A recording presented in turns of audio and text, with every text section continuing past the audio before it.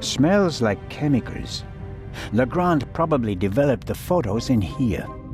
There are still fragments of the syringe that the inspector broke in the sink. Why is he pushing himself like this? Even if he catches the Raven, is it worth ruining his career and his health? Another alarm.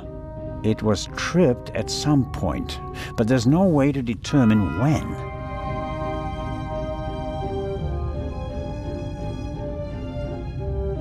A masterpiece. Forensic teams use kits like these. They're placing increasing importance on the preservation of evidence, but not in Switzerland yet.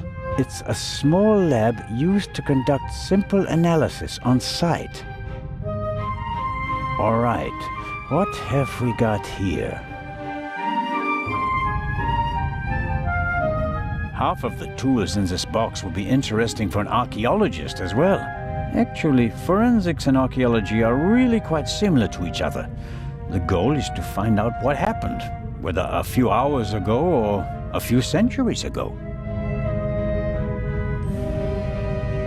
For forensics in the woods or the open country, I suppose. No use on a ship. I'm sure Legrand could work magic in this alchemist lab. Me, I'm just awestruck.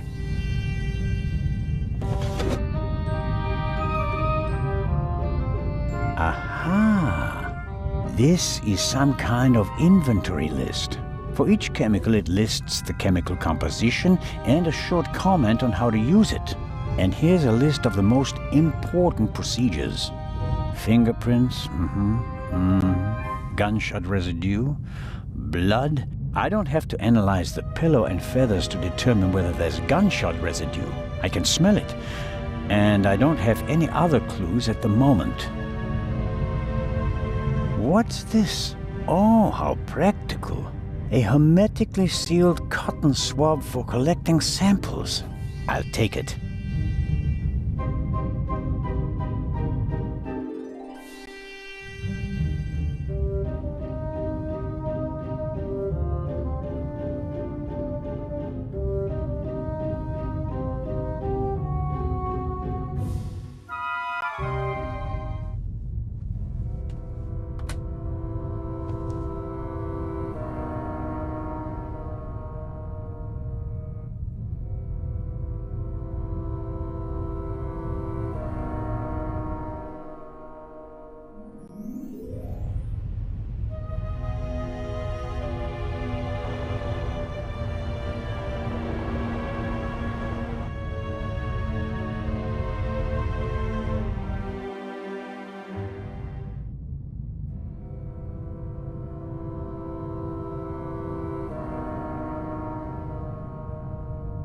I always wanted to do that.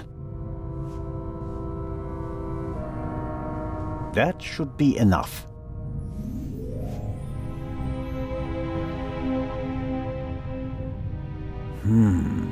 Assuming the murderer isn't a magician, and the Baroness locked the door herself before she went to bed, the murderer couldn't have left the cabin through the door. So, the murderer must have still been in here when Dr. Gebhardt kicked the door in. Which is unlikely because someone would have seen him. Or he found another way out of the cabin.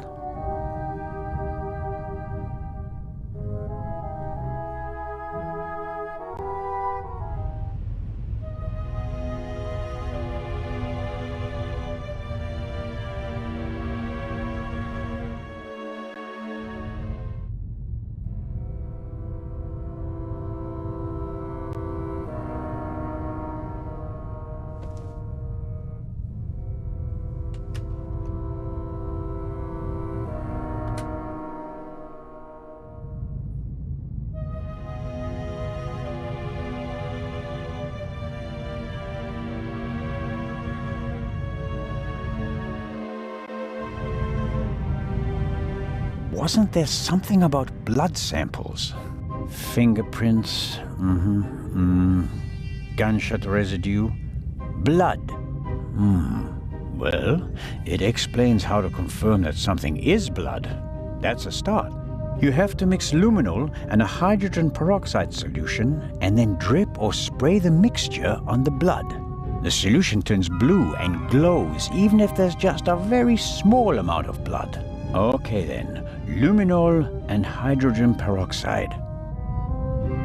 Aha, hydrogen peroxide solution.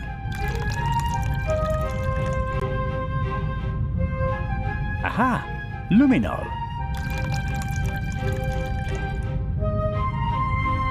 Okay, I'm filling the pipette and putting it down very carefully. So, let's see what we have here. No blood. Not the slightest reaction. If I didn't make a mistake, and it wasn't that difficult, then the spot on the Baroness's bed isn't really blood. But if it isn't blood, what is it? And more importantly, why didn't Dr. Gebhardt notice anything? He was supposed to have examined everything. I'd say it's time to visit the medical center.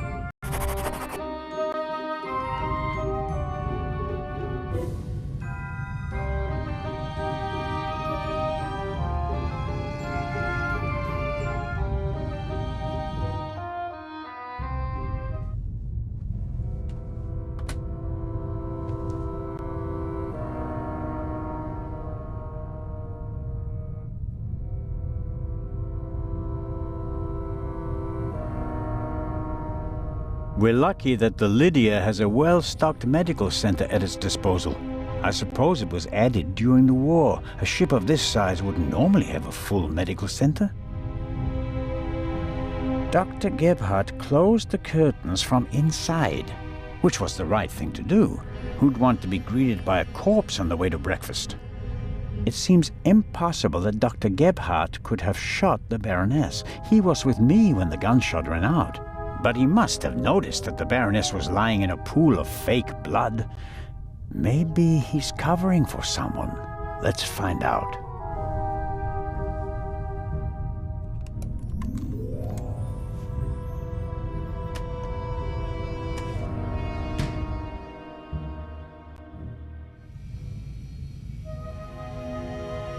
It's probably for emergencies, in case a passenger falls down and can't walk anymore.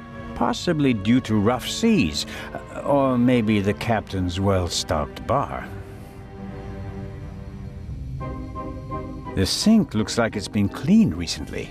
I can't say whether it was cleaned to comply with the hygiene regulations, or whether there was another reason.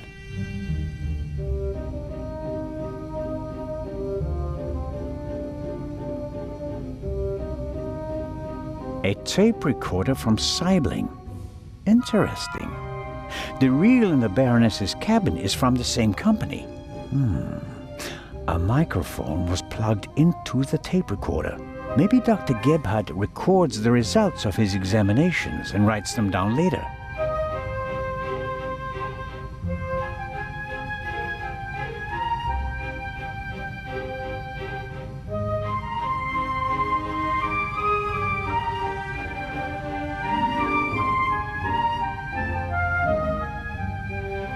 I guess the trash bin is in here. Right. Paper towels, plastic packaging, cartons, and... hold on.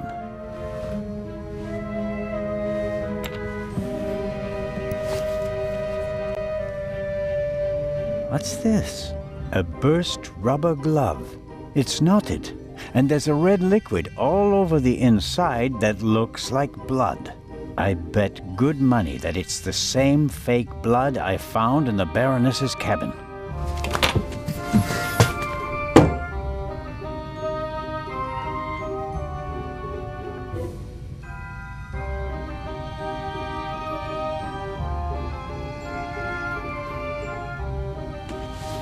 Interesting.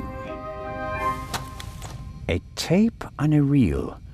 The reel belongs to a much better player, like the one from the Baroness's cabin. I can't be certain that this is the reel that was missing from the Baroness's cabin, but it seems quite likely.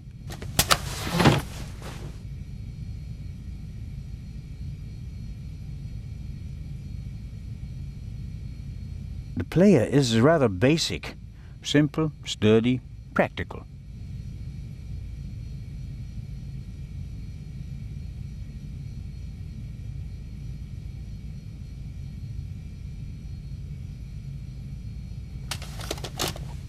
Okay.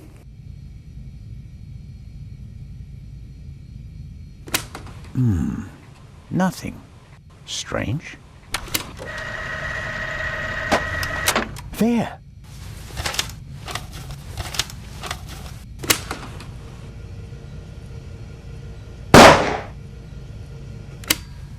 Very interesting.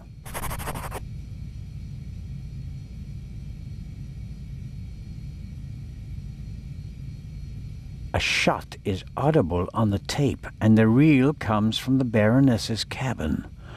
It's all coming into focus.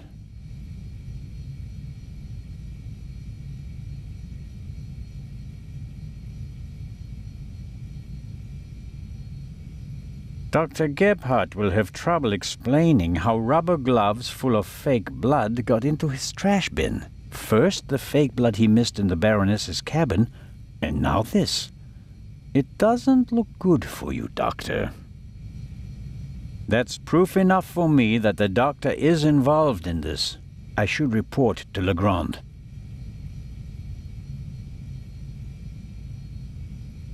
Time to pay Legrand a visit.